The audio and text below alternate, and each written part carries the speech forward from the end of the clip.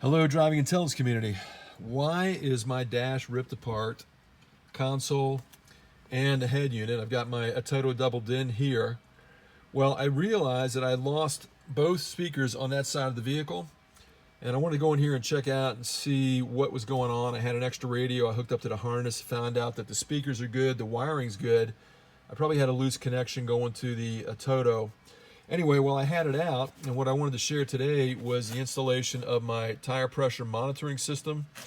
I bought this, had the sensors installed, and finally thought, while I'm getting this all ripped out and checked out for the speakers, I'd go ahead and install through one of the USB ports this tire pressure monitoring system sensor. Actually, this is the receiver. The sensors are in the tires, and this thing works out pretty cool. I can go into my apps. Here's my TPMS button, if you can see that clearly. And I get all my tire pressures right here. And I've got all kinds of adjustments in here, including alarms that will pop up if the tire pressure gets too low or the temperature gets too high. Really cool option. Another thing I want to show you in this little tickler video, because I plan on doing a video about this Atoto head unit install, the double din unit, in the future. Here you can see I've got all kinds of monitoring with the Torque Pro app.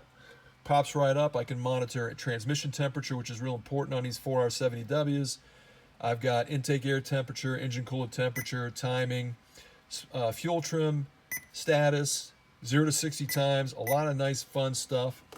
And when I do this video on the Atoto double din, I'm going to talk about the surround trim that goes with this that made this a really clean job, makes it look factory. So stay tuned. Hope you enjoyed it. Give me that thumbs up. See you next time on Driving Intelligence.